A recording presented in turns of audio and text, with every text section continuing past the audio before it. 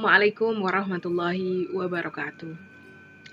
Amsayna ala fitratil Islam wa kalimatil ikhlas wa ala dini nabiyina Muhammadin sallallahu alaihi wasallam wa ala millati abina Ibrahim hanifa wa ma kana minal musyrikin.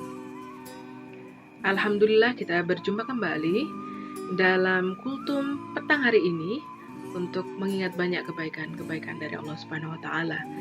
Dan sore ini saya hendak berbagi tentang bagaimana kita berusaha untuk selalu berprasangka baik kepada Allah Subhanahu wa taala. Apakah yang memberi nasihat jauh lebih baik? Tentu saja tidak.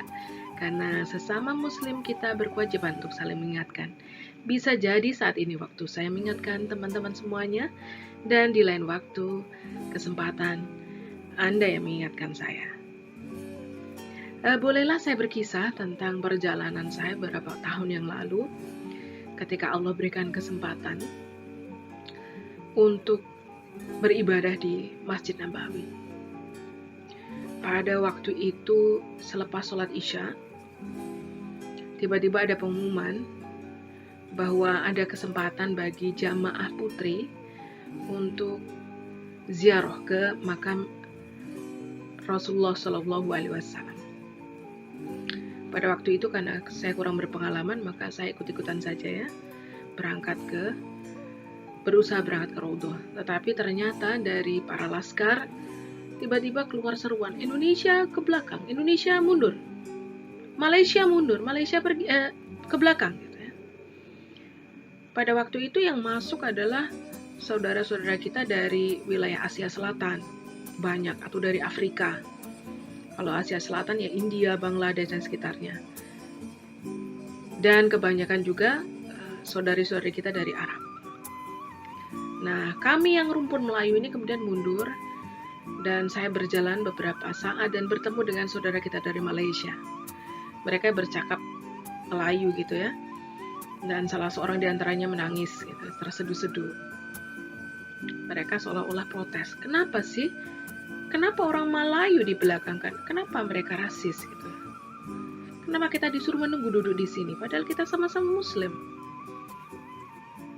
Saya hanya tersenyum, kemudian saya katakan, mungkin seperti itu, tapi Allah alam bisawab, saya katakan seperti itu.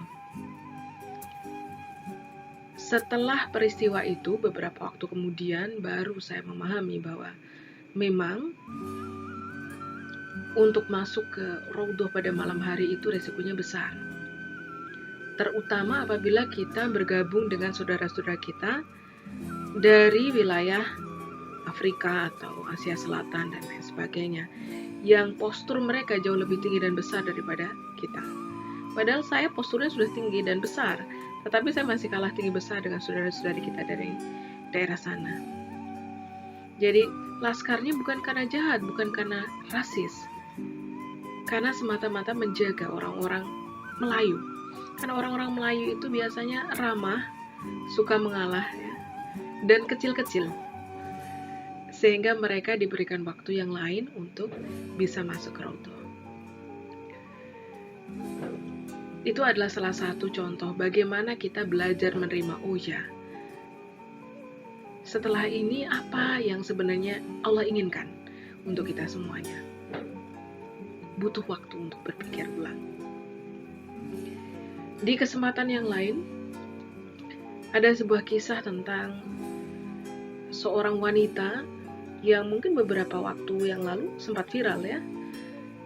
Dia membakar souvenir pernikahannya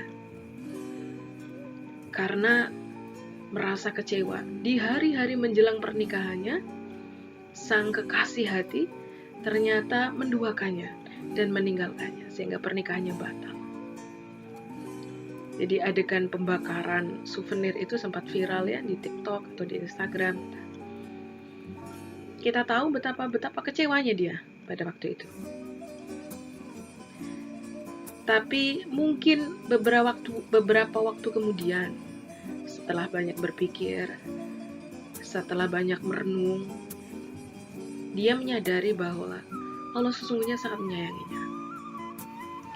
Karena menghindarkannya dari seorang laki-laki yang tidak bertanggung jawab. Bisa jadi ketika pernikahan itu sudah langsung kan kesedihannya justru malah berlipat-lipat. Karena ada keluarga besar yang terluka di situ. Tapi sebelum jauh Allah sudah tunjukkan jalan dulu. Dia bukan orang yang tepat untukmu. Ada juga kisahnya mungkin yang lebih dekat dengan siswa-siswa kita. Ada seorang anak yang berprestasi dari SMP, bahkan lebih awal dari itu. Tidak pernah ketinggalan ranking. Tapi qadarullah ketika SBMPTN atau SNMPTN sebelumnya, dia tidak lolos. Betapa sedihnya. Apalagi dia berasal dari keluarga yang tidak begitu mampu, sehingga tidak bisa menyekolahkannya di universitas swasta. Tapi Allah berikan sesuatu yang jauh lebih baik pada dia. Setelah itu dia berusaha melakukan bisnis dan alhamdulillah sukses.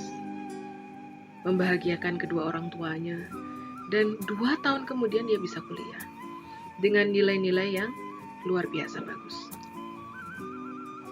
Nah, beberapa kisah tadi telah memberikan atsar, memberikan pembelajaran kepada kita semuanya, bahwa kadang-kadang kita berharap terlalu tinggi dan seolah-olah mendikte Allah.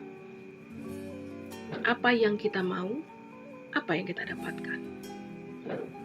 Padahal yang paling tahu Allah, yang paling tahu kita adalah Allah Subhanahu wa taala. Kita hanya mengatakan, "Ya Allah, kalau tidak dengan dia aku tidak bahagia, ya Allah. Ya Allah, kalau aku tidak melakukan ini, tidak mendapatkan ini, aku tidak bisa bahagia, ya Allah." Padahal kita tidak tahu yang ada di balik itu. Everything happen for a reason, kata orang Barat. Segala sesuatu terjadi semata-mata karena ada alasannya.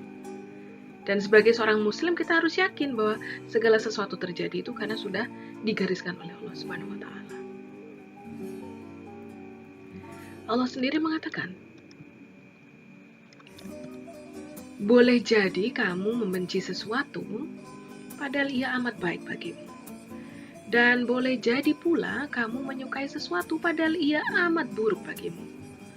Allah itu mengetahui, sedangkan kamu tidak mengetahui sama sekali. Ketika ada sesuatu yang buruk terjadi pada kita, maka kita harus yakin bahwa ada pelangi setelah ini. Ada sesuatu yang indah yang ditunggu, yang telah dihadiahkan Allah untuk kita. Yang bisa kita lakukan adalah menjalani, mengikhlaskan, dan kemudian melihat apa yang terjadi setelahnya.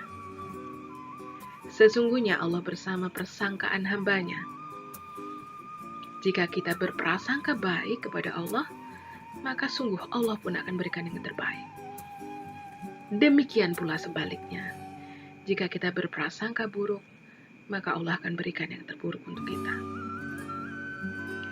Wallahu a'lam bishawab.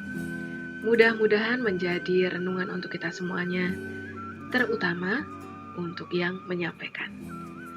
Wassalamualaikum warahmatullahi wabarakatuh.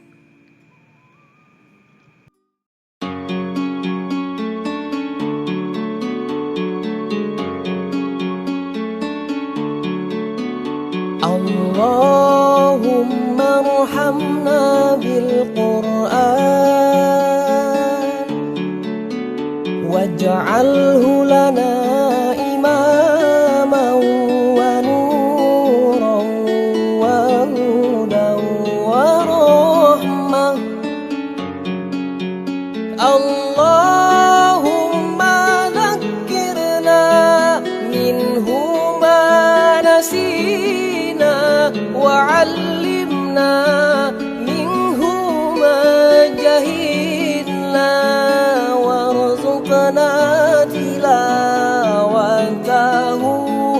آناء الليل وأطراف النهار واجعله لنا حجة يا